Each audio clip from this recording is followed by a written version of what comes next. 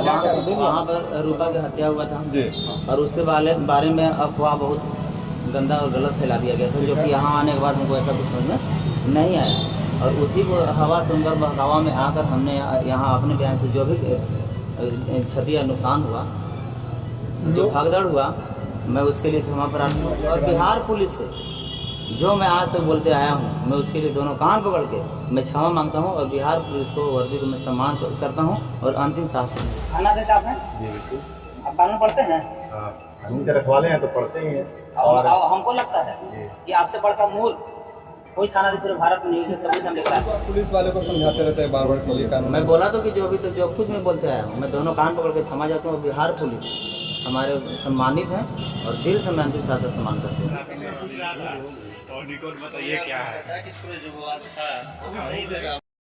मुजफ्फरपुर के बारू थाना क्षेत्र जाति उन्माद और हिंसा फैलाने के आरोप में गोल्डन दास समेत 16 लोगों को पुलिस ने गिरफ्तार किया।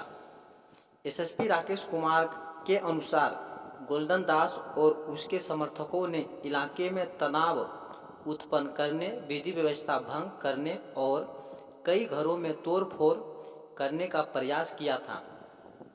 इस घटना के सिलसिले में 17 नामजद समेत कुल 250 लोगों पर एफआईआर दर्ज की गई। पुलिस के जांच में गोल्डन दास अपराधी गतिविधियों का खुलासा हुआ, जिसके तहत पहले से उसके खिलाफ 10 थानों में एफआईआर दर्ज है। पुलिस ने इलाके में शांति और कानून व्यवस्था बनाने के लिए सख्त कदम उठाए हैं। गिरफ्तारी के बाद गोल्डन दास ने अपनी गलती स्वीकारी है और माफ़ी मांगते हुए माफ़ीनामा भी प्रस्तुत किया है। गोल्डन जी देखिए, वहाँ पर रूपा की हत्या हुआ था और उसके बारे में अफवाह बहुत गंदा और गलत फैला दिया गया था, जो कि यहाँ आने के बाद हमको ऐसा कुछ समझ में नहीं आया। और उसी को हवा सुनकर बहकावा में आकर हमने यहाँ अपने बयान से जो भी क्षति या नुकसान हुआ, जो भगदड़ हुआ, मैं उसके लिए क्षमा प्रार्थी हूँ दिल से। और बिहार पुलिस से जो मैं आज तक बोलते आया हूँ, मैं उसके लिए दोनों कान पकड़ के मैं क्षमा मांगता हूँ। और बिहार पुलिस को, वर्दी को मैं सम्मान करता हूँ और अंतिम शासन में करूँ। चंदा कितना इकट्ठा किए हैं? चंदा का इकट्ठा करके आप फॉर्चूनर से आते हैं। देखिए आप बाबा साहब चंदा कहाँ से इकट्ठा कैसे फंडिंग समाज 5, 10, 20, 50 कर। प्लानिंग के तहत किए थे आप? जी सर, प्लानिंग के तहत किए थे, प्रायोजक था पहले से ये करना तय करा था?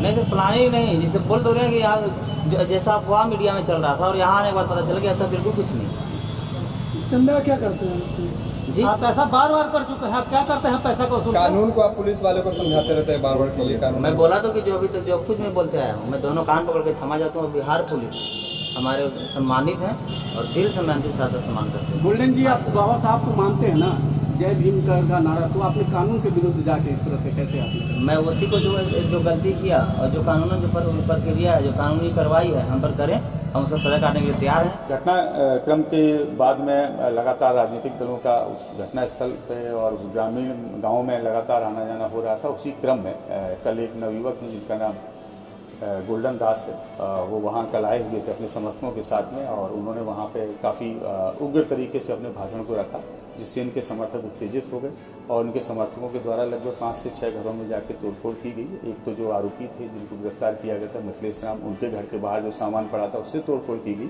और जो उनके पड़ोसी थे उनके घरों में तोड़फोड़ की गई।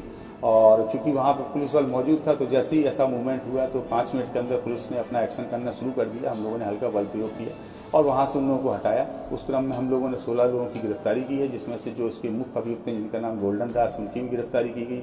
जब उनका आपराधिक इतिहास हम लोगों ने देखा है तो अभी तक कुल मिला के 23 केस उनके ऊपर गया जिले, औरंगाबाद जिले और जहानाबाद जिले में हम लोगों को प्राप्त हुए हैं। बाकी 2 केस पटना में भी हैं, रूपसपुर थाना से भी ये जेल भेजे गए थे। एक केस अभी गया के खिजराय थाने में भी है जो अभी रिसेंटली इसी साल 2024 में हुआ है।